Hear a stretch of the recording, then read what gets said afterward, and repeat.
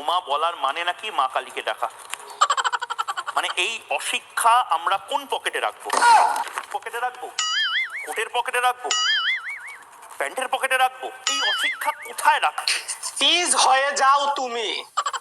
কোন পকেটে রাখবা সেইটা আমি তোমাকে দেখাবো। তুমি কোন পকেটে রাখবা সেটা হচ্ছে যেই পকেটে তোমার টাকা আছে সেই পকেটে তুমি রাখবা। আমি একটা জিনিস বুঝি না, এই হকার সাংবাদিক এত কথা বলে, এত অঙ্গভঙ্গি করে যা কিনা অন্য কোন সাংবাদিক করে না।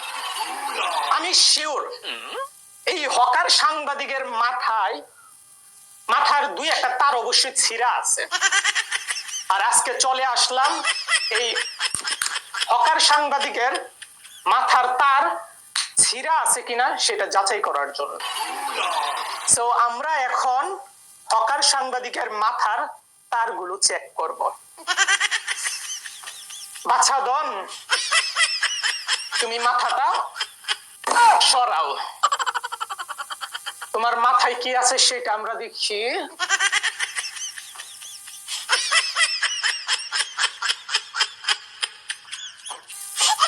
আচ্ছা আচ্ছা আচ্ছা, আমি যেটা বলছিলাম যে তার মাথার হয়তো তার ছিঁড়া আছে।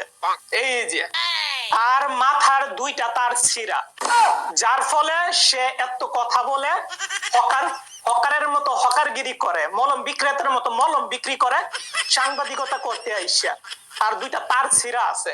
তার দুইটা আমার তাকে লাগাইয়া দিতে হবে। আচ্ছা, তার আগে এইখানে কি দেখা যাচ্ছে?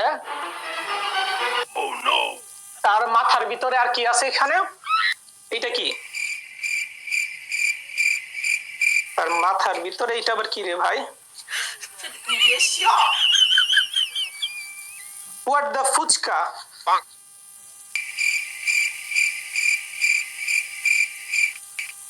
পাতা। এখন বুঝলাম এই হকার সাংবাদিক কি জন্য এত বেশি কথা বলে, এত উল্টাপাল্টা কথা বলে। এই যে শুকনা পাতা, এই শুকনা পাতা সে এইভাবে কিভাবে আমি তো জানিও না, হাতের তালুতে রাইখা এইভাবে গৈসা সিগারেটের ভিতরে ভইরা টানে। এইটার জন্য সে উল্টাপাল্টা কথা বলে আমাদের বাংলাদেশকে নিয়ে, এবং কলকাতার মধ্যে যে মানুষগুলো আছে তাদেরকে শান্তি দিচ্ছে না এই হকার সাংবাদিককে, মূলত এই পাতার জন্য। না আর কি আছে? আর কিছু আছে? ব্রেন আছে নাকি অন্য কিছু?